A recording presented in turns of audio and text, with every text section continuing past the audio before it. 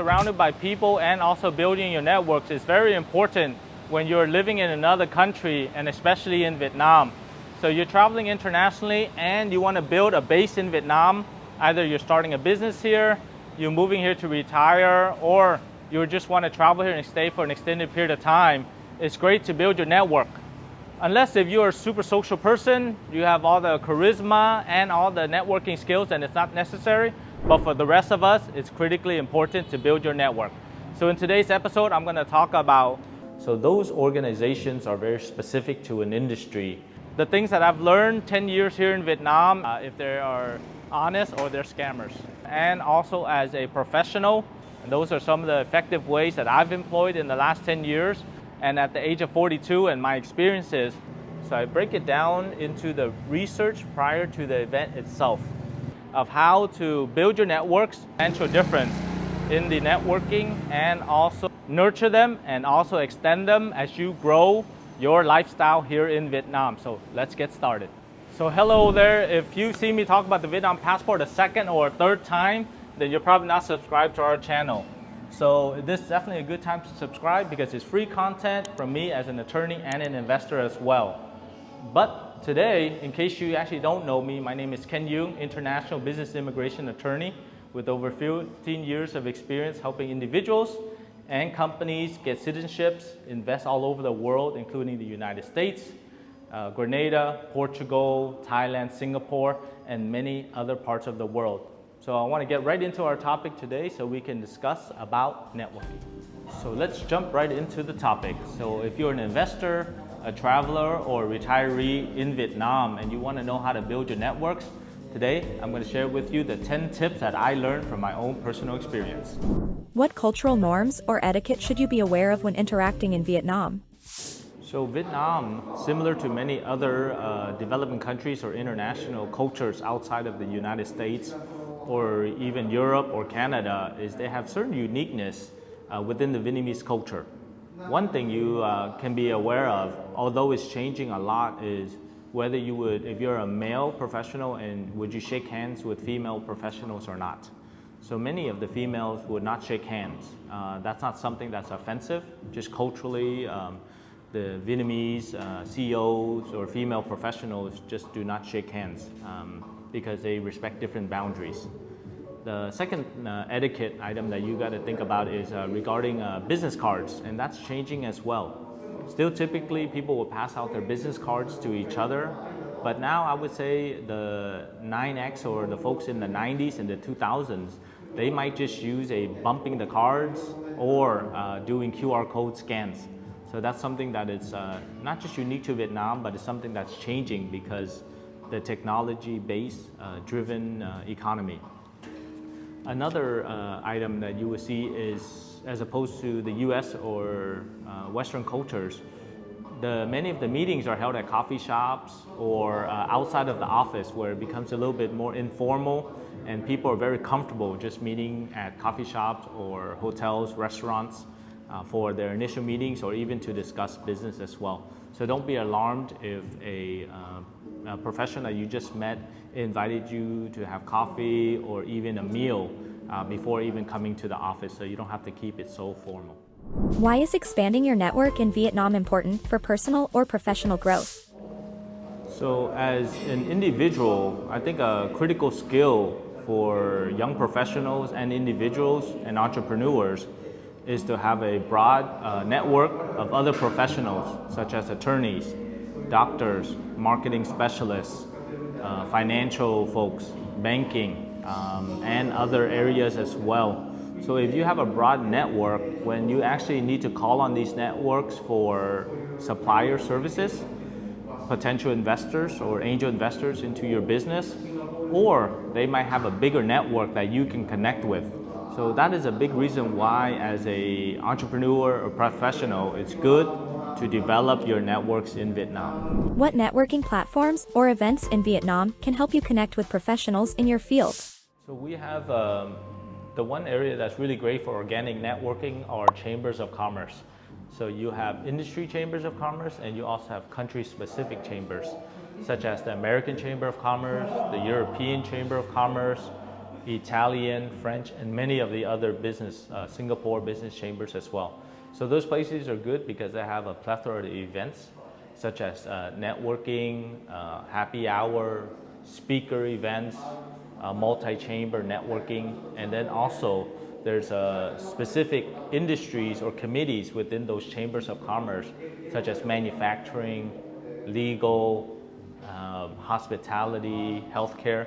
So if you want to network specifically within your industry, you can join a committee as well. Other platforms such as Business Networking International, it's a place to network and also get clients in business. And then now there's many online platforms that you can also network as well. Coffee Meets Bagel, even LinkedIn, Facebook professionals as well. And of course you have these pop-up events, such as our networking event that we have every Thursday, where professionals can get together, network, meet each other, exchange business cards, and then continue to meet each other over and over.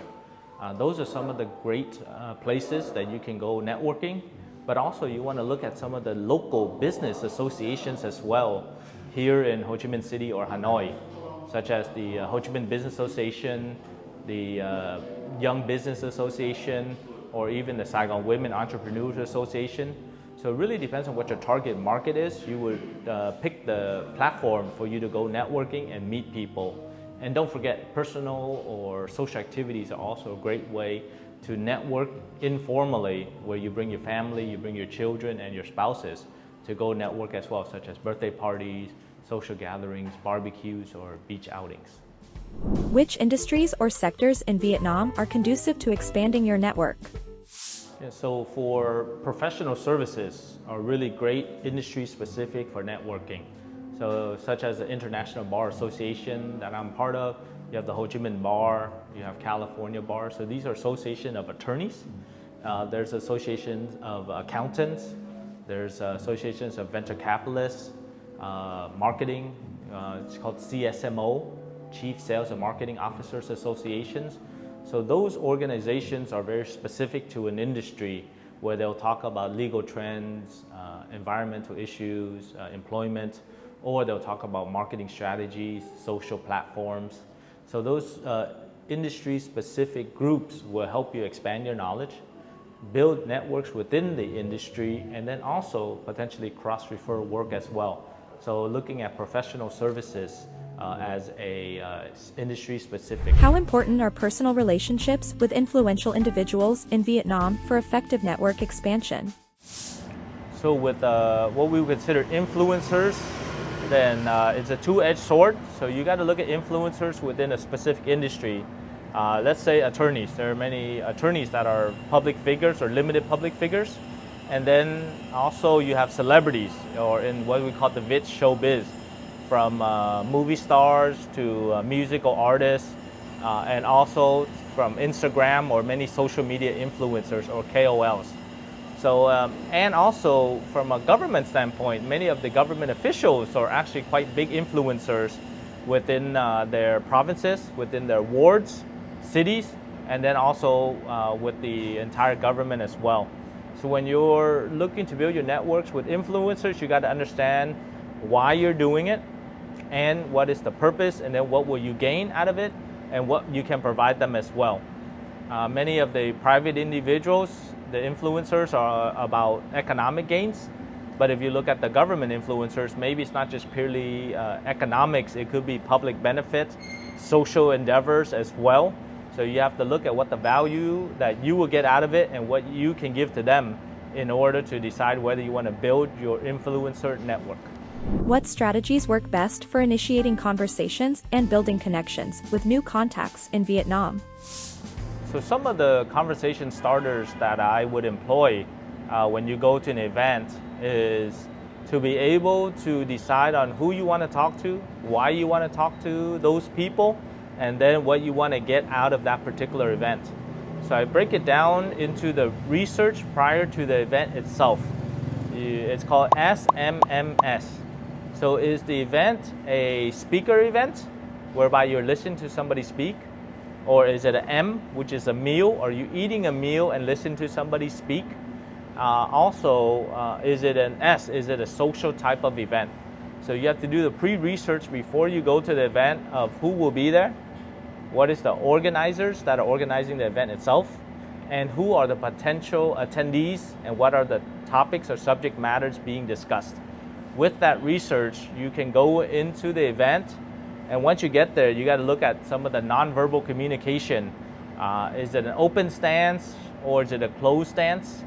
I do an entire effective networking strategies presentation about an hour that we might also do as well in the future, or if you want more information, we'll be happy to help you become an effective networker. So looking at the open stance or the closed stance, deciding whether you should talk to a group or not. Once you've identified you're going to talk to a person or a group, then there are a few ways to start a conversation. One is, so why are you at the event today? Then they'll share with you why. Two is, what is your particular industry that you are working in? Also, what is your target market for your particular industry? And of course, you can do a very light-hearted conversation as well, and just talk about the weather or talk about particular sports match that happened before. Those are great ways to begin a conversation, to get in and talk to people. One thing is, it's very hard to talk to speakers because everybody wants to talk to the speaker. So one way is you can stand on the side and say, may I listen into your conversation so that I can just hear what you're talking about? This way you're not interrupting, the other people can still talk to the speaker and you can still listen in. So those, and I have probably about 5 to 10 other ways, what we call conversation starters, that you can employ when you start networking effectively. Are there differences between urban areas like Hanoi or Ho Chi Minh City and rural regions of Vietnam when it comes to networking? Yes, so between the cities and the rural areas, it's a substantial difference in the networking and also in the way you approach people. And Vietnam is divided into the north, the central, and the south. Each one has a little bit different way that they network, and also the way that they you get into groups.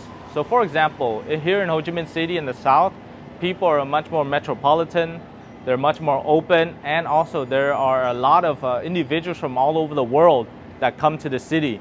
So thus, it's a little bit more open, easier to talk to people, and also to start conversation and build networks for yourself. As opposed to in the north, in Hanoi and many of the other cities, it's a very tight-knit and close community because many of the individuals work for the government. It would be similar to maybe Washington, D.C., where it's the government capital, and also where the federal government and many of the government employees work. Thus, they're a little bit more closed and it's harder to get into groups. However, once you get into those groups, then you can really expand your networks within that particular type of group or individuals. That's a big difference between networking in the two cities. But then if networking in the countryside, that is a totally different type of networking, because in the south here, the folks are very open. They're maybe a little bit less educated, a little bit less exposed to international cultures. So they'll keep very traditional values and norms. One big example is that when I go to Cà Mau or I go to the Mekong Delta cities of Cần Thơ, Bình Dương, Long An, they like to really treat their guests very well. However, they give you very exotic and interesting foods that you may not be accustomed to, although to them that is showing a sign of respect and welcoming you to their particular province to do work with them. So it's a very, very big difference for networking in the countryside versus the city, and within the cities, depending on the different regions. How does social media contribute to expanding your network in Vietnam? And which platforms are commonly used for professional networking? So social media can also be a two-edged sword as well within building your professional brand or building your networks. So if you are looking at as an influencer or KOL, then you might want to use social media such as Facebook, Instagram, TikTok, and YouTube in order to build your brand and networks. But if you are an influencer within a certain industry where being on social media may not be a good idea, such as finance or accounting services or some legal services as well, such as litigation or criminal cases, then you might not want to use social media as much. But some of the professional platforms that are commonly used here in Vietnam are LinkedIn, also your professional website, And then there's some international sites that will help you build your network as well. Vietnam is not so globalized regarding all the social media platforms, but if you are connecting with different groups here in Vietnam, then I'd recommend using LinkedIn from a professional standpoint, and also Facebook as both personal and professional branding. What networking challenges or potential pitfalls should you be aware of when expanding your network in Vietnam? So as in Ho Chi Minh City itself, and I've lived in New York, I've lived in San Francisco, Los Angeles, I've been to Paris, Bangkok, and many of the other big cities around the world. One thing about the big city is there's a lot of networking events every day. At one time, I was looking on Facebook and there were over 3 events per day. So times 30, you're looking at about 90 to 100 events per month. There's just so many different events, from social to professional to speakers, industry. There are just so many events that you don't know what to choose from, and how do you know where to go, where to expend your energy, and also your resources as well. So that's one big challenge about networking. Another item is depending on the type of event you're going to, you might not be able to find your target market. Maybe they're too young, maybe they're not as senior, maybe they're not within your target market, or even the language as well. That's another challenge. And then finally, there are many people that just go to networking events to find partners or to find mates, and that may not be suitable for folks who want to go there and do real business or have families. So as Vietnam is a very young population and the sales force is very young, you could run into those situations that are more personal rather than professional. And then finally, because there's so many events and so many activities, you don't know who is fraudulent. There are many folks that come into Vietnam from different countries and present themselves in a certain way that may not be the real way that you would understand, and you don't have a way to verify them. They're saying, I am a big deal from the US or Europe, or I am Italian or French or Canadian or American coming in to do business here, and I have A, B, C resources, but in reality they do not. So it's hard for you to verify them if they are honest or they're scammers. What practical tips or advice can you provide for maintaining and nurturing professional relationships in Vietnam? So when you first come to Vietnam, you should definitely open your network very wide. Join many associations, network with different people, and build your network broadly. However, once you're here longer and you have certain specific groups, industries, and also colleagues, then you should definitely delve deep into those relationships. So the rule is you have 5 people that you spend the most time with, then those people will be, you're the average of those 5 people. You're right in the middle. Once you build broad, then you go deep into those relationships, and you're the average of the 5 people you spend the most time with. So average in economics, financial, social, personal, family, happiness. So delve deep into those 5 people every year, and you can change them up every year in order to build close, deep relationships for various different purposes. And of course, I think you should also look into mentorship. Having somebody that has been here a little bit longer, that's in your industry, that has achieved certain goals that you have, that also shares with your personal vision, then build close relationship with them and ask them to be your mentor as well, and you can build a fruitful relationship with them. And those are some of the effective ways that I've employed in the last 10 years to build my network in Vietnam, both with the international non-Vietnamese community or expats, with the local Vietnamese community, and also amongst the Vietnamese overseas who have come back here to live just like myself. So if you see yourself traveling to Vietnam, having an upcoming trip or business or personal, then definitely seize the opportunities to build your networks and nurture the ones you have now. So I'd like to invite you to our monthly Thursday networking event from 5:30 to 7 p.m. at Barcodes, with between 15 to 20 professionals that have been here for a long time and can also help you expand your network. So what do you think about this video about networking? Leave your comment below. We'd be happy to help you to expand the information as well. But like always, my name is Ken Duong. Thank you very much for watching this video, but make sure you like our Facebook page, subscribe to our YouTube channel, comment below about what you liked about this video, and also click on the bell for notifications. So thank you very much for watching this video, and I'll see you on the next one.